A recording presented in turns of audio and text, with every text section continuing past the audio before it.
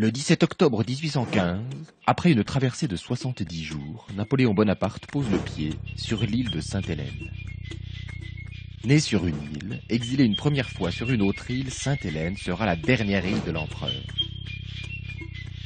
Île volcanique perdue au milieu de l'océan Atlantique Sud, Sainte-Hélène mesure 17 km de long sur 10 km de large pour une superficie totale de 122 km². 122 km², c'est la superficie de Disney World en Floride. Mais pas de château de Cendrillon ou d'attractions à Sainte-Hélène, pas non plus de plage ou de cocotiers. C'est une île austère, ceinturée de falaises avec des vallées humides et des gorges montagneuses.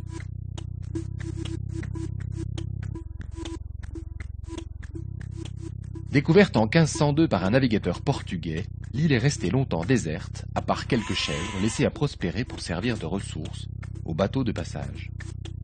La plus proche terre est l'île de l'Ascension, à 1125 km au nord-ouest. À l'est, les rives de l'Afrique sont à 1950 km, celles de l'Amérique du Sud à 2900 km à l'ouest. À l'arrivée de Napoléon Ier, elle était la propriété de la Compagnie anglaise des Indes orientales, qui l'utilisait comme escale sur la route des Indes, avant le percement en 1869 du canal de Suez.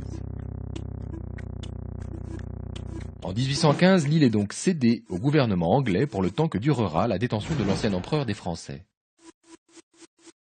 Pour l'occasion, la population de l'île augmente considérablement. L'empereur venant avec un entourage d'une vingtaine de personnes, gardé par une garnison de près de 2000 soldats et 500 marins anglais qui font de l'île une véritable forteresse. Entre 1815 et 1821, Napoléon va supporter sa captivité persuadé qu'elle contribuera à confirmer sa renommée.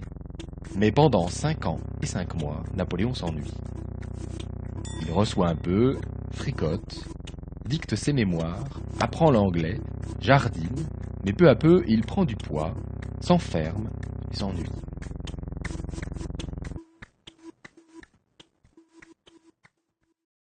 Il meurt après une lente agonie le 5 mai 1821 à 17h49 à l'âge de 51 ans.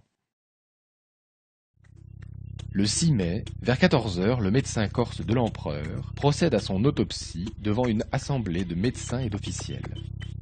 Napoléon, nu, est ouvert de haut en bas. Les différents rapports d'autopsie notent que sa peau était très pâle et qu'il était très peu poilu, que son zizi était tout petit,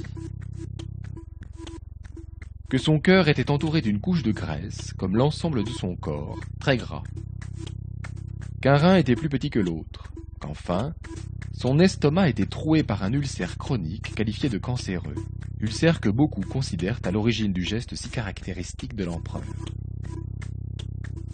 Le cœur et l'estomac de Napoléon sont placés dans des vases en argent remplis d'alcool, et le corps est recousu et lavé. Le lendemain, 7 mai 1821, un médecin anglais et le médecin corse entreprennent de réaliser un masque mortuaire du défunt. Mais le plâtre manque à Sainte-Hélène. Ils envisagent d'abord de concasser des statues, mais parviennent à trouver du gypse sur l'île, qui fournira un plâtre de mauvaise qualité.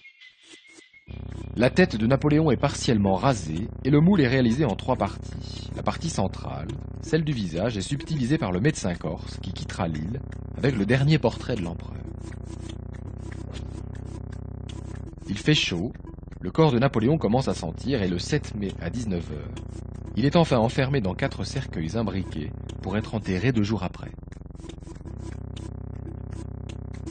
L'ultime portrait de l'empereur, le masque mortuaire incomplet, reparaît en 1833, vraisemblablement recomposé par un sculpteur. Un autre masque était déjà en possession des Anglais depuis 1827. Il aurait été pris dans la nuit du 5 mai 1821 avec de la cire. Un 3e masque, enfin, paraît en 1947, le plus ressemblant mais le plus mystérieux. Il sera volé en 1973 pour reparaître un peu plus tard.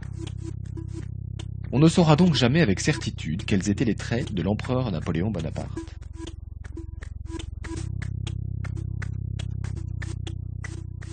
À la fin du mois de juillet 1821, la garnison et l'entourage français ont quitté l'île de Sainte-Hélène, rendue à son administration d'origine. L'empereur y reste, dans une tombe anonyme, au fond d'une vallée pluvieuse gardée par une sentinelle anglaise.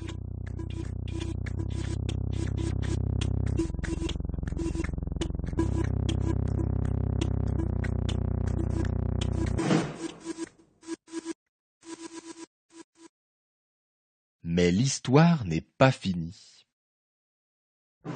19 ans après la mort de l'empereur, la France obtient l'autorisation de rapatrier sa dépouille.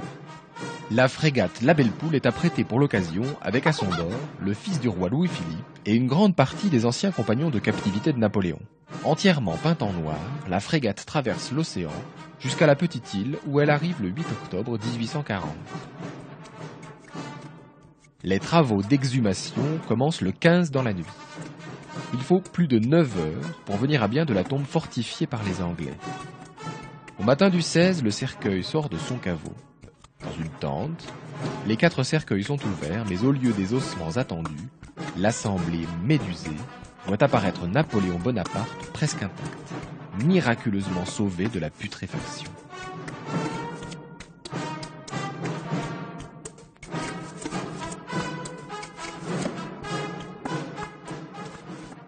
Après quelques minutes d'émotion, les caisses sont placées dans un nouveau cercueil de plomb, enfermé dans un sarcophage d'ébène.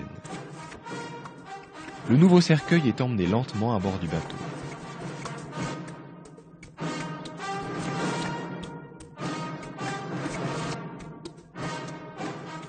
Dans la frégate, un daguerréotype, un nouvel appareil photo, aurait pu prendre un ultime cliché de l'empereur, mais il semble que personne n'y ait songé.